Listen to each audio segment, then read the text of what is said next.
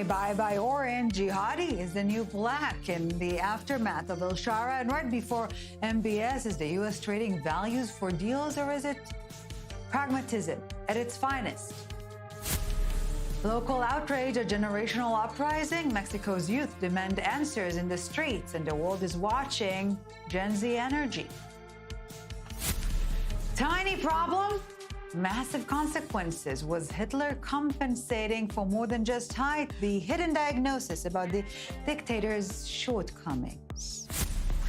And she said, I do.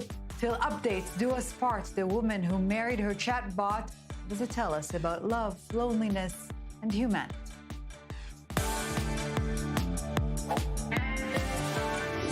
So before we get to all of this and so much more, we are eyeing the globe's biggest stories. Baba who? An email in the Epstein files references Trump blowing Baba. And no, it's not Bill Clinton. Epstein's brother won't say who Baba is, so the internet did what it does best. Lost its mind. I don't care about it, released or not. What I think you should do, if you're going to do it, then you have to go into Epstein's friends. This Reid Hoffman spent a lot of time on the island. I was never on his island. Bill Clinton went there supposedly 28 times. You're going to have to look into his friends. Trump's move, the classic. It's not me, it's them. Demand the Justice Department investigate Epstein's ties to Democrats instead. Oh, yes, nothing says impartial investigation like the president's picking his own referee, right? Maduro's message to Uncle Sam, get your worship out of my neighborhood, replace them with flowers. A task that I give here to all popular, social, political, military and police forces, to all the forces of the homeland, is to not fall for provocations at any time, but to mobilise with patriotic fervour to say, imperialist ships, get out of here. Military threats, get out of here. Venezuela must be respected. The U.S. says it's all about stopping drug trafficking, but here's the problem. The USS Gerald R. Ford, America's largest aircraft carrier, is now parked in the Caribbean, marking the biggest U.S. military presence since the Panama invasion back in 1989. And then hippie flower child Maduro, Lenin, if you will, broke into song, literally. Imagine us people.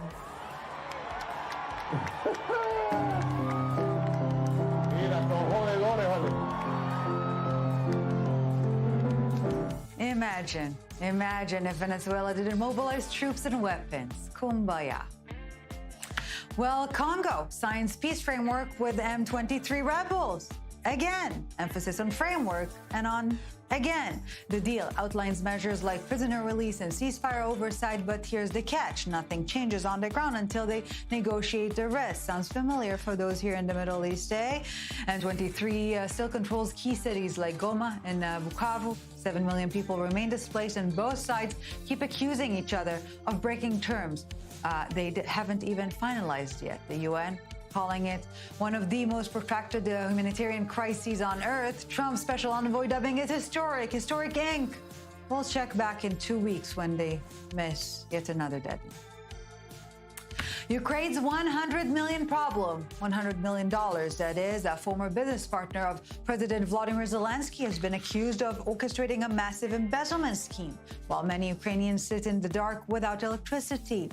Timur Mindich allegedly ran a kickback racket through Ukraine's state nuclear power company, demanding up to 15% from contractors. After 1,000 hours of wiretaps and 70 raids, Mindich got tipped off and fled to somewhere. Zelensky slapped sanctions on his old pal. Is it power creating corruption, or is it corruption bringing to power? I'm old enough to have figured it out by now. Well, Serbia needs a Hanukkah menorah-style miracle. President Aleksandar Vučić just gave his country 1 week to keep the lights on, literally. The U.S. demanded Russia fully divest from Serbia's only refinery, giving them 3 months to find a buyer. Problem is, banks froze NIS transactions, and the refinery only has crude oil for 9 more days. Ja želim da izbjegnemo po svaku cenu konfiskaciju. I want to avoid at any cost any kind of confiscation, nationalization, or taking something away from someone. I want us to do everything. I want every citizen of this country and every person in the world to see that we do not want to seize anything from anyone. It is not mostly ours, it is mostly Russian-owned. They have the right to decide about it, but we have the right to live. And that is why I want us to exhaust every possible option before moving toward a process of taking over management. Well, in short, Serbia is caught between Washington sanctions and Moscow's stubbornness with exactly 168 hours to avoid an economic meltdown. No pressure. Now to human sniper safaris in Sarajevo. And yes, it is as horrible as it sounds. Milan prosecutors are investigating claims that wealthy Italians paid to shoot civilians during the 1990s siege. The allegation, tourists flew from Italy and elsewhere to serve positions in the hills where different rates were charged to kill men, women, or children. A Bosnian intelligence officer reportedly tipped off Italian authorities back in 1994 already, and the trips stopped within months. 30 years later, prosecutors are finally examining the evidence. More than 11,000 people died during the brutal siege. I really do hope it turns out to be just an urban legend, perhaps hidden here, a lesson about false nostalgia, right?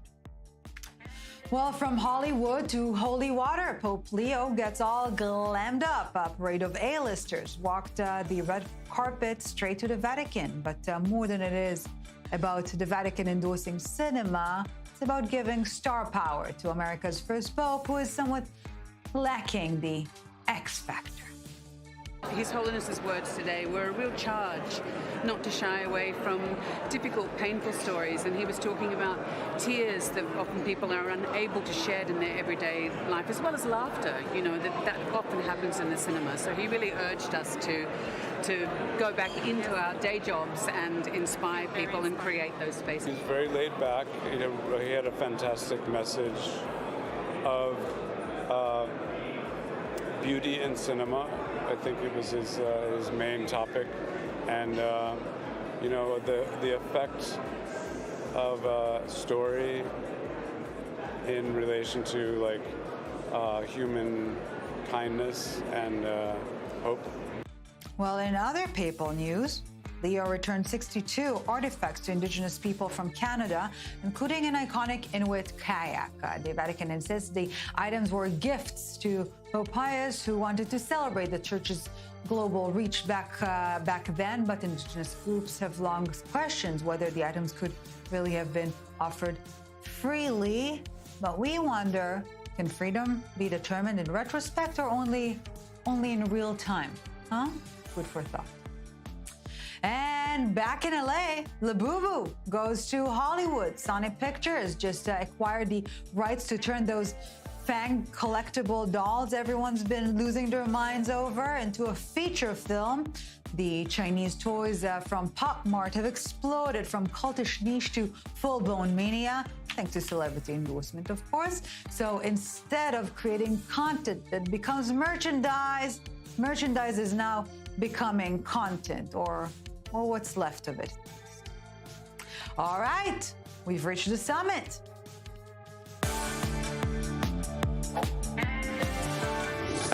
And joining us tonight from Washington, D.C., Jasmine Namu, political strategist and international relations analyst, staying in D.C., Giranaz Khan, executive director for the Kurdish Peace Institute, and here in our Jaffa studios at 24 News, senior Middle East correspondent Ariel Osteran. Thank you all so very much for joining us tonight, as this scent of perfume still lingers, and so does the question, is Al-Shara's rise to global glory signaling the way forward, or to the abyss? Before we discuss, let's take a look.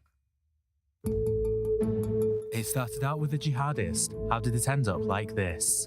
Syrian President Ahmed al-Sharaa has surprised many with his Western-style diplomatic approach since he assumed leadership after usurping Bashar al-Assad, promising mass reforms in his country's governance, including implementing a new constitution and allowing representation for all minority groups in government.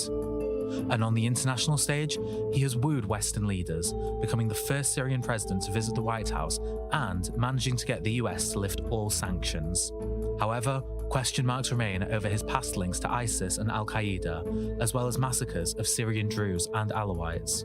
But can this leopard change his spots, or is it always going to be Mohammed al-Julani? Are his promises of reform a facade, or is Syria entering a new age? Should the West cozy up with al-Shara'a, or is he a wolf in tailored clothing? Should Ahmed al-Shara'a be trusted? All right, so lady, gentlemen, should Ahmed al-Shara'a be trusted? As always, we begin with a quick fire round, 30 seconds each to lay out your initial stance on the matter, and we pick up the conversation from there. So, Jasmine, please take the lead. Your 30 seconds are on. Sure. So thank you for having me today on this show. I believe that trust really needs to be built through actions and not statement. So really what matters now is the direction that Syria is going in, the commitments that we're going to try and see what is going to be made on the ground towards stability, counterterrorism, and regional cooperation. So the international community, the US included, is going to be keeping a close eye on that. And so what we want to see is measurable progress, transparency, and reliable, responsible government.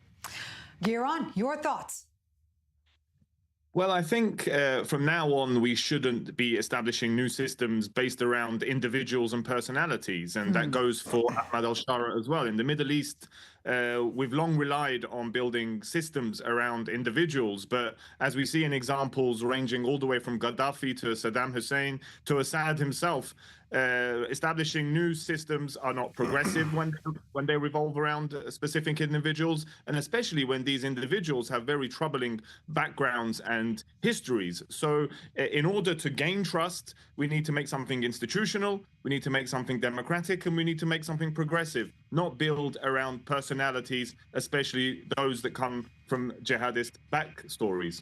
So it's not the man, it's the mechanism. Ariel Assaran, last but not least, your thoughts? Yeah, I think it is a question of who are we asking, should they trust Shara? If we're talking about Israel, I think Israel should give Shara the benefit of the doubt so far, despite Israel's military excursion inside Syrian territory.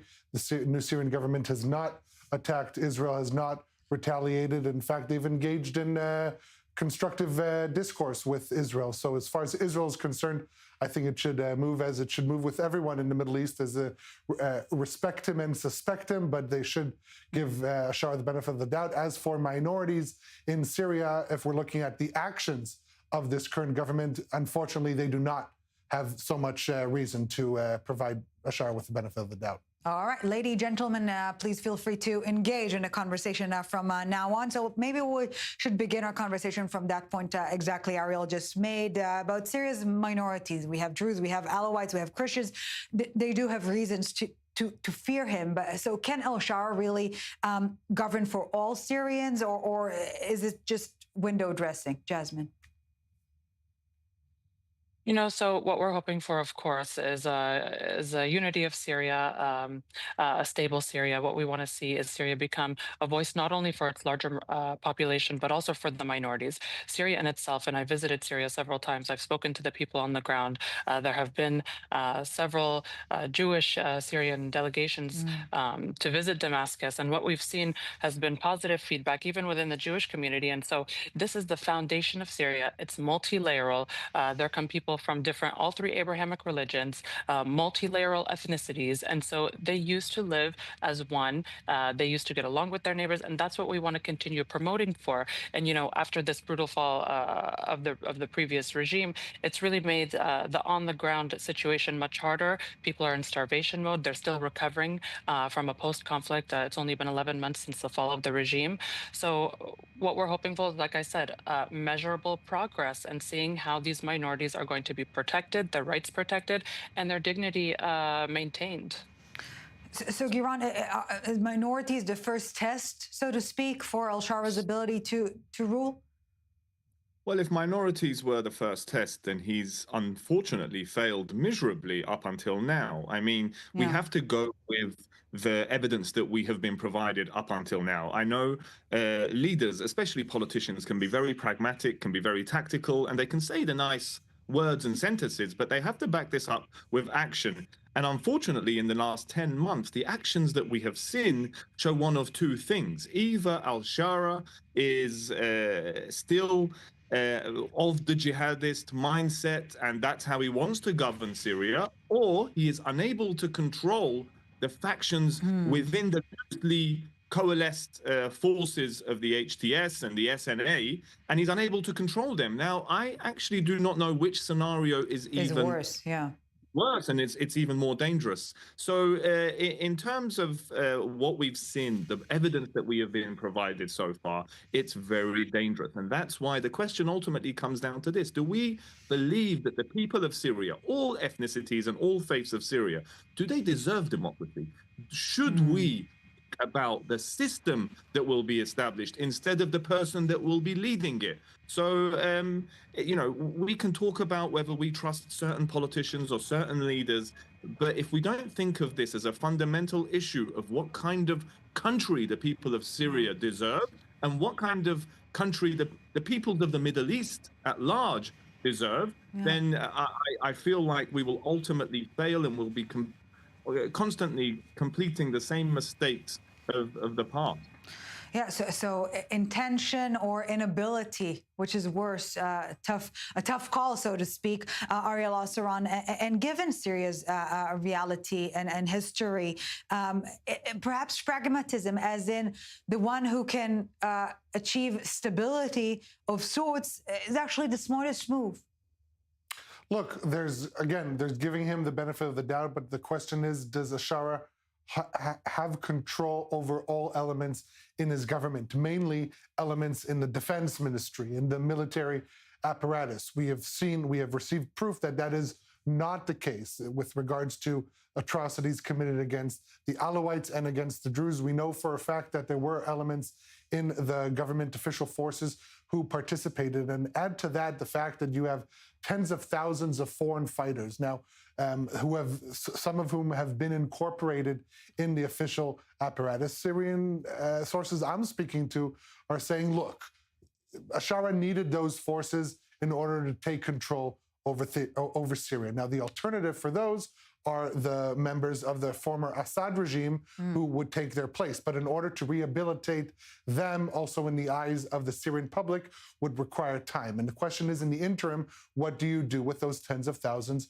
of foreign fighters? However, these foreign fighters are a destabilizing element in an already unstable reality. Let's just look at what happened over the weekend. The 2 rockets launched at El Mazeh, a former IRGC stronghold in Syria. Obviously, the usual suspects are various Islamist elements, perhaps even ISIS, but that has nothing to do with the foreign fighters. So really, you have so much instability. And again, if we are giving President Ahmed al-Shara'a the benefit of the doubt, he is trying to stabilize a situation that is unstable with an unstable force. So really, all the odds are against him, and that is why we are seeing this open embrace on the part of the international community to try and provide him all the conditions he needs to make rebuild Syria in a proper way. Because at the end and at the beginning, it's all a game of alternatives, obviously, not just in Syria, but everywhere. So you've mentioned all odds against him. Should al-Shara'a fails, what's the fallout, Jasmine? Can the Syria collapse back into chaos, or does someone else emerge as the savior? So, you know, that's really the biggest thing that we've all been trying to work for and advocate for is we want Syria, and we consider Syria a swing state. It was swung to the east previously under the previous Assad regime. Now we want to swing it to the west. We want it to become allies of the United States, allies and friends of the United States allies. We want security talks in place with Israel. These keys are so important. So Syria does not be swung back to the Iranian regime, the Russian and Chinese camp. And it's very easy for it to happen, as Ariel was saying, because there's so many factors within the government right now that are either unstable or unsure of. And so having that security with the West is really essential and is really going to be able to but Jasmine, if it is so easy to spiral back into Russian and Chinese and Iranian influence, that maybe it signals that something's off. So I will tell you from what I've seen from people there on the ground, the people want to be associated with the West. So let's say, the Syrian government is a larger voice for the people. Essentially that's what we would like to believe. The people want to be associated with America. They want regional stability and regional these regional talks and ties. So the people are ready for the change. And so this is, I think, what's also propelling this type of momentum where we're seeing these talks being had in the White House and these security negotiations. So Giron, you've mentioned that the minority test is, until now, a failure. What would be the next tell, so to speak, for the direction it is going at? So before I answer that, I just quickly want to just add a point, because I actually agree with Jasmine that we do ultimately we want a Syria that is Western leaning, Western facing, and as Jasmine says, the people of Syria also want to establish values that are reminiscent of the West and not of the old dictatorships of the past. And I just think that the way to establish that is, rather than invest heavily in one individual or one faction within the country, is to establish institutions that can represent the will of the people that want to be engaged with the West. Because if there are Western structures, if there are structures that enable the people to express their will in engaging with Western values and a more progressive outlook, then that is much more reliable than relying on just certain individuals or factions within a country. And I think, to answer your question, the next test will be the negotiations between the SDF and Damascus. I think that will give us a huge indication as to which direction Syria will go and what kind of Syria we will ultimately end up with. Because, as you know, the negotiations between the SDF and Damascus is not just a negotiation of two different factions or two different political entities, but of two different visions, of governance, of two different visions of societal values. And so we shouldn't leave it for luck, so to speak, not just a glitch of this or that leader, but again, a mechanism that will enable democracy to prosper. And in this respect, Ariel, perhaps more on a philosophical level, if you will, if we reject the mere notion that al-Shara'a can evolve from jihadist to a leader, aren't we essentially rejecting the notion that people can transform?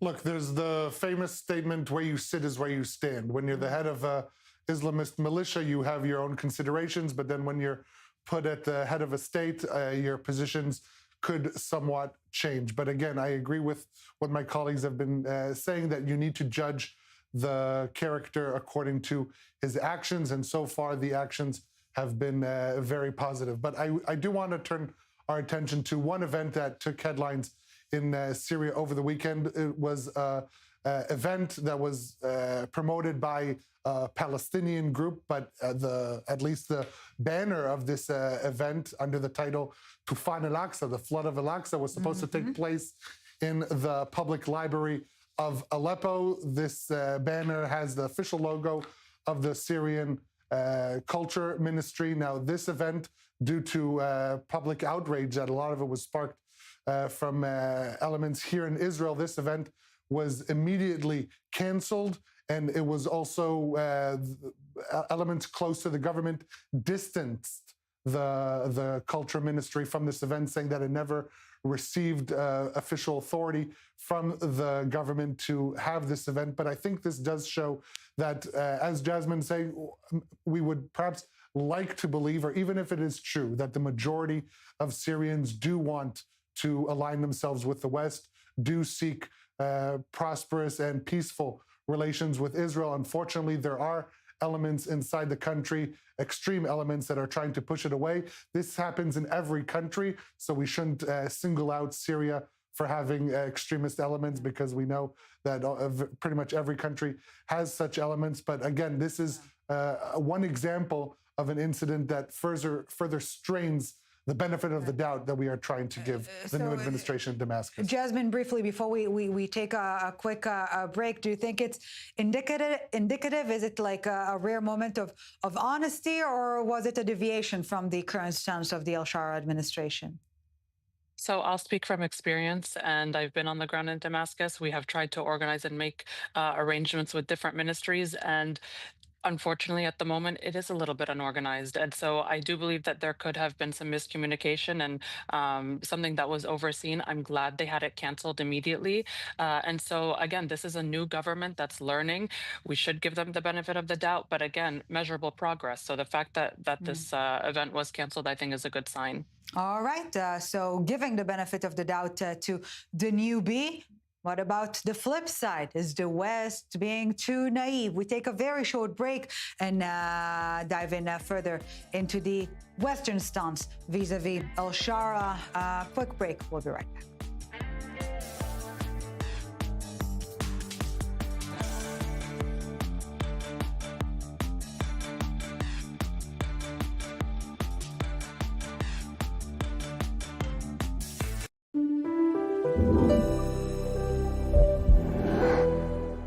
You push it, you try to slide it, you even try to hold them shut, but your doors just won't stay closed no matter what. Introducing Ruby Monkey Magnets. Brand new ultra-thin magnetic plates that will keep your doors and drawers shut. And now may be your last chance to get them at a low price. Just peel to reveal the super strong adhesive. Place the monkey, then the magnet, and close.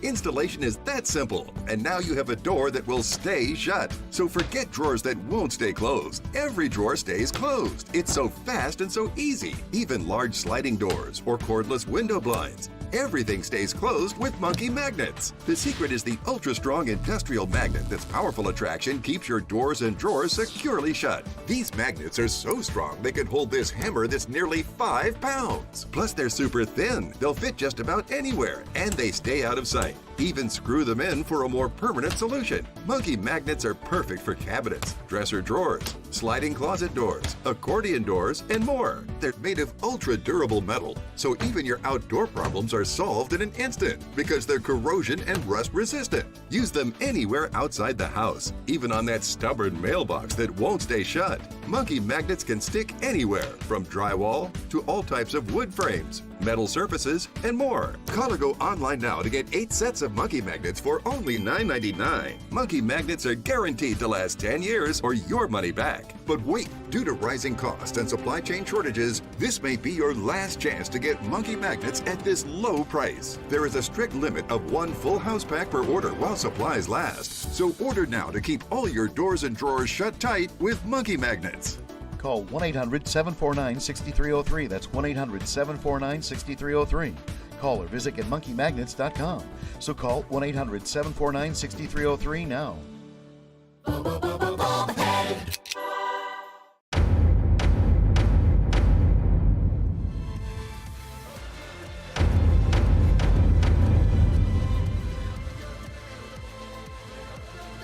Turn up the volume.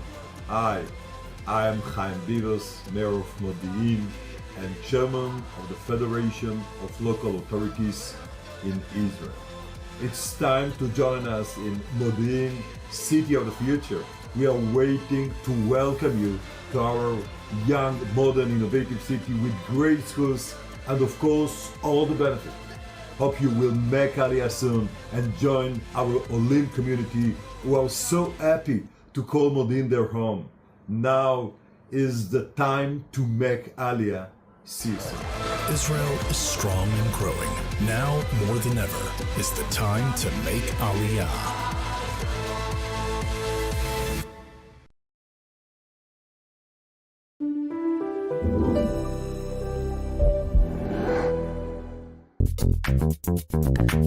Keeping up with current events in the Middle East can often seem challenging. That's why we're bringing you a new show to get past all the noise. Join me every Wednesday for an in-depth conversation where we break down the core issues concerning the region.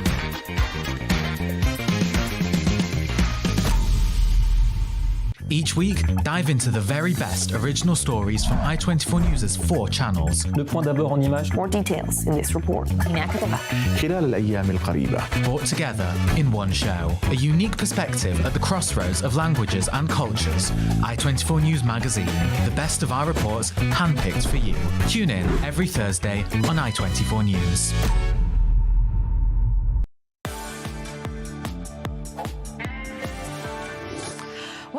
Thanks for staying with us. So we've asked the questions about the subject, right? But now we flip the questions and the questioning side before we discuss. Let's take a listen.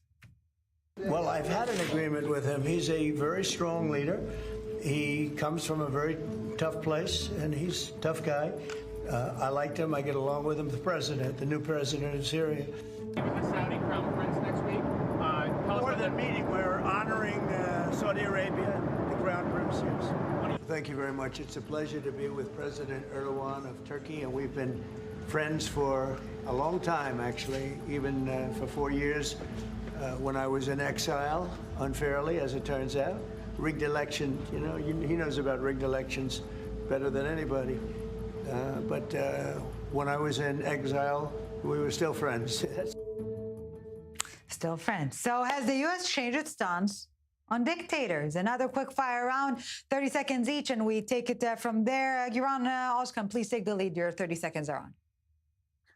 Well, I don't think there's much of a change there because, as I think many students of international relations know, dictators or democracies, a lot of these are interchangeable, especially in the past world, in the Cold War era, when there were two main camps.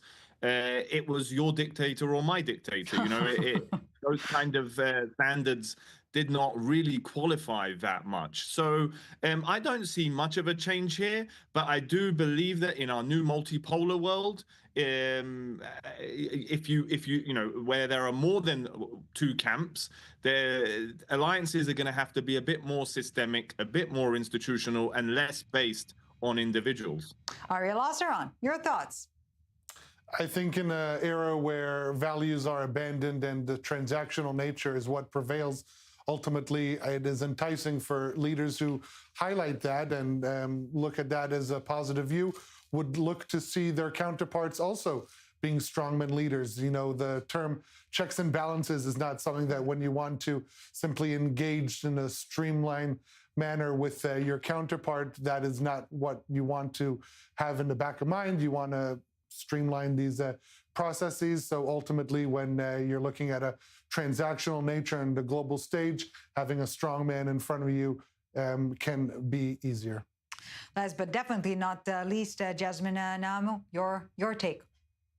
Sure. So, the U.S. definitely doesn't shape its foreign policy around personalities. As my colleague said, basically it's about national interests, security priorities, and regional stability. Right now we have President Trump in place who prides himself on advocating for peace through strength, and then more specifically regarding Syria, peace through security. So, it's a changing geopolitics reality, and we're hoping that extremism continues to get countered and just have a reduction of harmful foreign influence. So, these are all things that are going to protect U.S. interest and long-term stability for itself in the region. So please do feel free to engage from this point onwards. Jasmine, let's start the conversation from the point you've just made. We did see previous administrations trying to restore democracy promotion as some sort of a cornerstone of American foreign policy. Is Trump perhaps tearing it down or toning it down, or was it always performative to an extent? So I believe that President Trump is a very bold, visionary leader. What other president have we had to meet the head of state of North Korea? So this in itself is just one example of many that he's shown that he's willing to have those negotiations, he's willing to have those talks, and just coming as a background from a businessman, that he sees this very transactional, and he sees that I can sit down with someone and have a talk and have a negotiation, and we can come to terms on something that works for us both. So I think that's really how everything's being looked at right now. So Giran, you doubted the mere notion that it was ever about morals. No, I'd say that morals definitely play a part.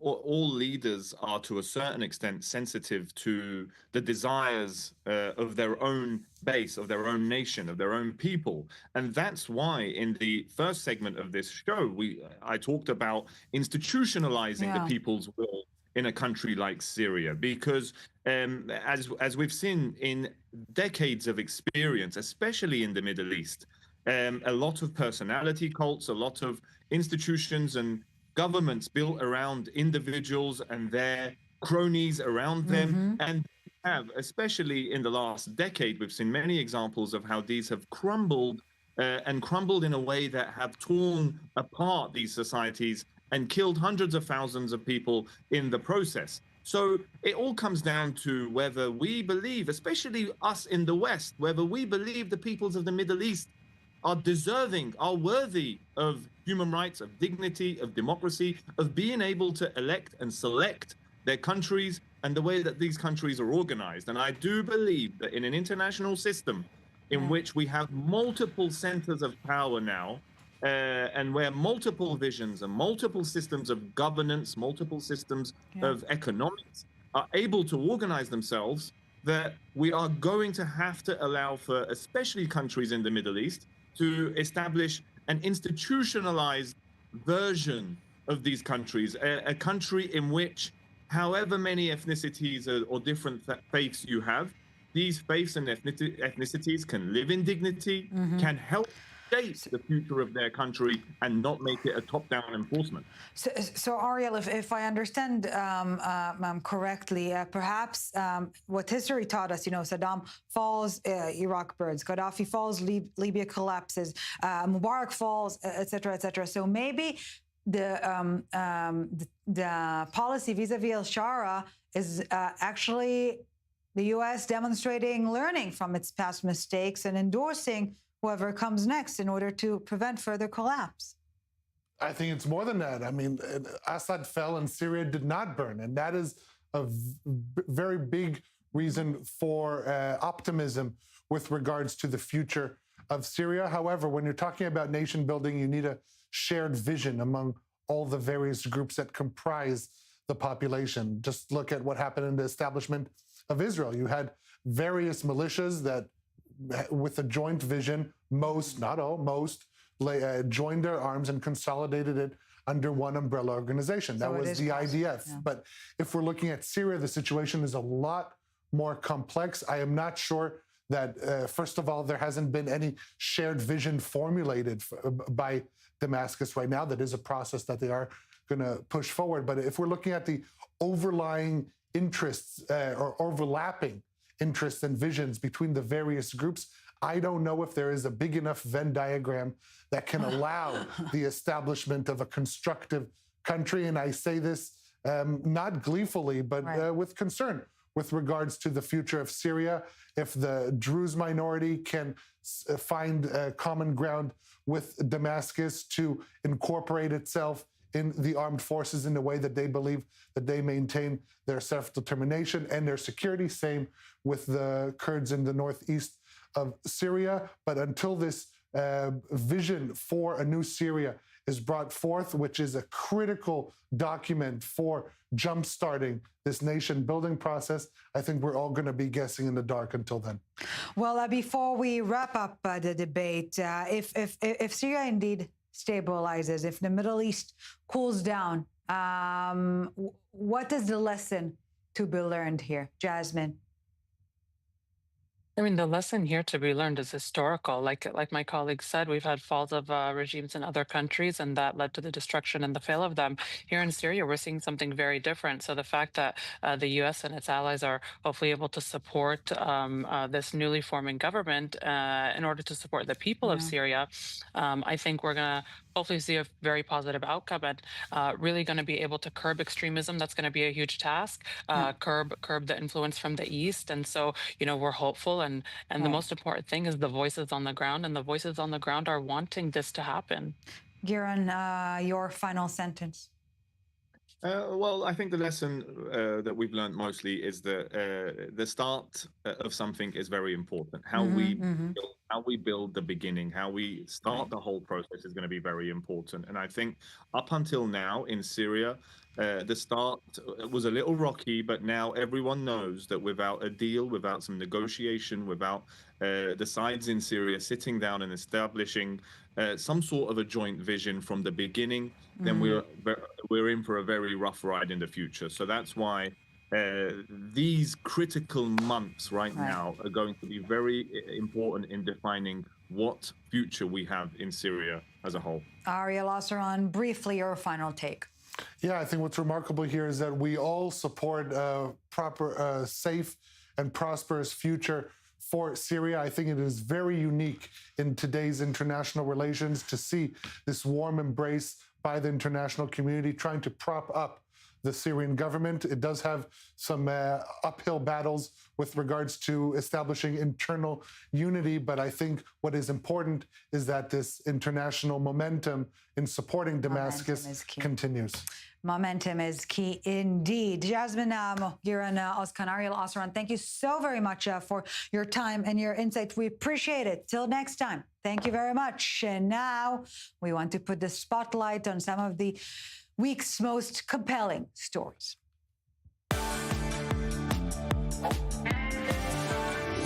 All right, we begin with what could be local and could be topic-oriented, but might also be much more than that. Thousands flooded Mexico City to protest violent crime and President Claudia Sheinbaum's handling or lack thereof, and it got ugly fast. At least 120 people injured, barriers torn down at the National Palace, tear gas deployed, but all sparked by the assassination of Mayor Carlos Manzo, who dared to call for tough action against cartels.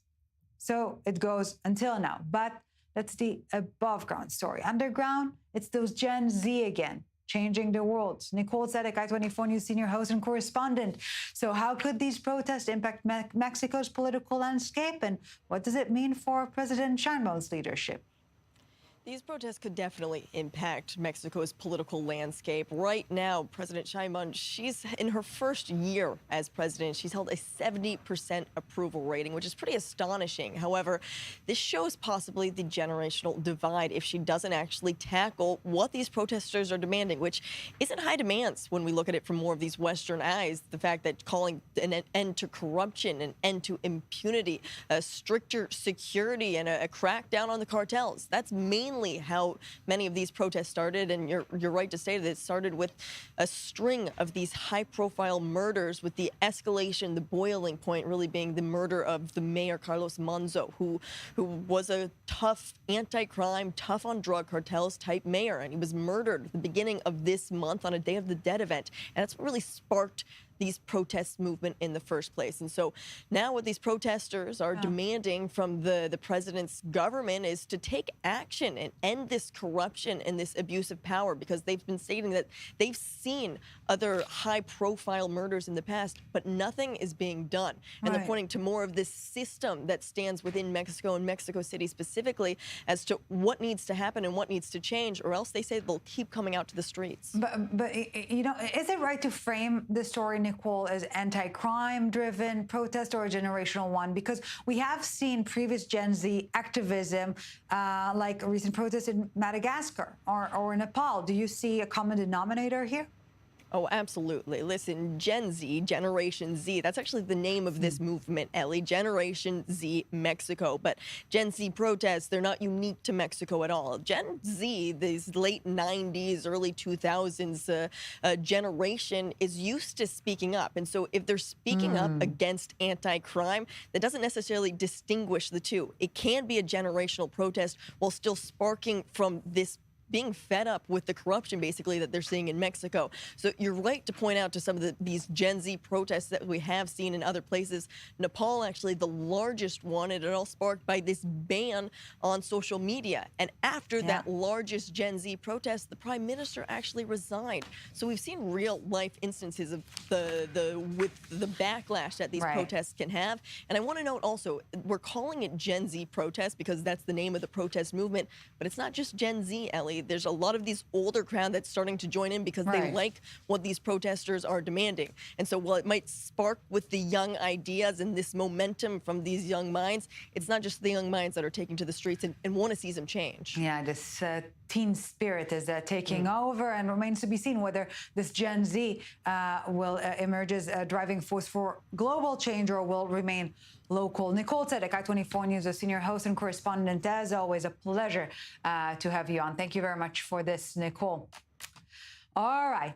They say you can tell a whole lot about a man by the size of his motorcycle, right? So speaking of compensation, let's talk about Adolf Hitler, because apparently history's most infamous dictator had more than just a personality problem and more than just height to make up to. Joining us to discuss this further is Dr. Julian Kavanaugh, Assistant Professor of Neurology at the Emory University School of Medicine.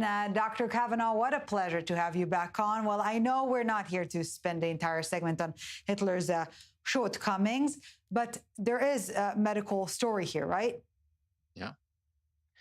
Yeah, so there's this fascinating work of several geneticists, and a documentary has started being shown on Channel 4 in the UK, which I was able to see, which is a very high quality scientific vulgarization that proves a few things. Let's go through it very quickly. First, the rumor that Hitler had Jewish heritage is debunked. So genetic spoke, and that's that.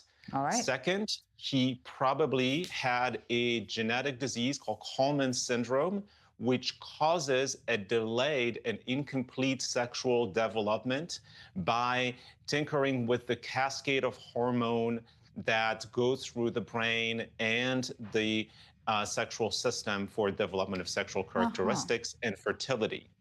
And the third thing, which is a little bit more controversial, he seemed to have several genetic markers that are found in populations that have a little bit higher rate of bipolar, schizophrenia, and ADHD. So that's not a proxy for diagnosis, but it's interesting to see those markers because they're fairly high pronounced in his genetic makeup. So we're talking about a very real medical neurological condition. And if Hitler did indeed have this, could it have played a role in his megalomania, or is it armchair psychology here? Potentially. Kallmann syndrome can cause delayed or even absent puberty, infertility, incomplete sexual development. This was a man who was very aloof, who had very tremendous difficulty tying relationship, who was very strange with others, in particular women. But at the same time, it's always very important to remember that we are much more than our genetic makeup, and that any DNA or any genetic disease or any genetic particularity, none of that is tied to evil, to crimes, to hate, and to the type of megalomania that he has developed, because our genes are always in interaction with our environment. Right. And the very complex nets that compose our personality, and that was this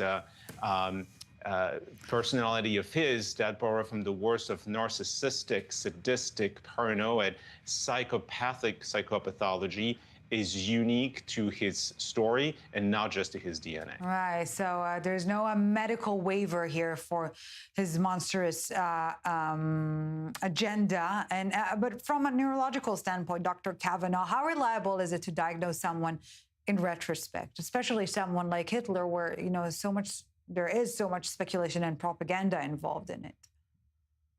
Right. So it's important to keep in mind that we have very limited footage and we have very limited medical records, and that the medical records that we have access to were the work of probably incompetent physician. His personal physician, this Dr. Morel, was described by other Nazis as a quack. That's not my words. At a time, remember, where the German academic system was in complete scientific freefall because it had been purged of the Jewish, the LGBT, and the non-Nazi aligned scientists and doctors. It's very important to remember that. Yeah. So we can't speculate on maybe he had Parkinson's disease, maybe he had neurologic symptoms that were caused at least indirectly by many of the drugs that he was using. He was using a lot of amphetamines and other drugs in particular. Those can cause notably changes in the brain that could have explained some of the symptoms that we see on some of the videos we have to this day. But it's very spotty and not necessarily reliable information, so we cannot necessarily infer a diagnosis. So this is why genetics is bringing an interesting angle, because it's much less reliant on historical artifacts, records. But again, we need to keep in mind that our DNA doesn't make who we are. Yes, tiny problem, massive consequences, right? Dr. Julian Kavanaugh, Assistant Professor of Neurology at the Emory University School of Medicine, joining us live from Atlanta, Georgia. Thank you so very much, Dr. Kavanaugh, for this fascinating insight. Thank you. Thank you. All right, then. She said, AI do, till updates do us part. The 32-year-old Japanese woman named Kano just married ChatGPT. Yes, the chatbot. In a ceremony complete with vows, rings, and guests, the entire shebang, the groom, Loon Claus, existed entirely on her smartphone. She messages him 100 times a day. He proposed. She said yes, and now experts are sounding the alarm about what they're calling AI psychosis. And joining us to discuss this further is Professor Omri Gilat, Professor of Psychology at the University of Kansas. Thank you very much, Professor, for joining us. Well, let's start here. Is this love? Is this loneliness? Or is it something we don't even have a word to yet? Yeah, I think it's something that we don't have word yet. The interesting thing for me, or the scary thing for me, that she dumped her actual boyfriend for the sake of the AI partner. So there is some kind of a displacement of real relationships with virtual or artificial relationships. So she says Claus is always kind, always listening. Maybe the problem is not with the chatbot. Maybe the problem is with us humans. Right. And humans, I mean, it's not a problem. It's a need, right? We have a need to belong. We have a need to be loved. We have a need to be accepted. And if the AI can provide that 24/7, something that people cannot, if the AI is never rejecting you, if the AI is always positive, then why wouldn't people want that instead of a... Who wouldn't? But here's the problem, because already 72% of teenagers are saying they've used AI companions, not just as partner, but for emotional support, such as replacing psychologists, for example. So at what point does this stop being a coping mechanism and become something, harmful? Right. I mean, it can be addiction, no doubt. I think there always, already research about that. And my worry is that we're not doing enough to alert people about this possibility, and we're not paying attention to the sign that the writing is on the wall, the red flag is all over the place. And instead, we have people like Mark Zuckerberg and others saying, oh yeah, we can have more virtual friends. Why we should be worried about loneliness when we can resolve it so easily with artificial friends? This is not the solution. We need to figure out a way to help our youth to generate and form these relationships instead of giving them AI as a solution. But Professor Gilat, paraphrasing on, it's not weapons kill people, it's people who kill people. Is this merely the symptom? The problem is not technology, but loneliness. It's like treating depression with cake. It helps, right? But only for a moment. Right, and there is something to it. I mean, the levels of depression and anxiety and loneliness, all of these things are increasing, and we definitely have a problem as society. We're getting more divisive. We're getting more into social media. So the AI is just the tip of the iceberg. No doubt that it's a part of a bigger social cultural trajectory. So as someone who's been studying relationships for 30 years, I'm seeing these things happening. Less people getting married, less people having kids, less people having friends. AI is just one way to engage with this alternative. But maybe in an ideal world, the AI or equivalents would encourage people to interact with other humans and not, try to create this limbo and addiction. But again, but the AI is a business. They want to sell more screen time. So why would they do it? Why would a medicine want you healthy? Because then you'll need to stop taking it, and the circular argument here. All right, enough groundbreaking assessment for tonight. Professor Omri Gilat, Professor of Psychology at the University of Kansas, thank you very much for this. I'll keep you posted if AI somewhat encourages people to actually interact and engage with human contact. Thank you very much for this, Professor Gilat. All right, before we say goodbye, we all need to take a breather, right?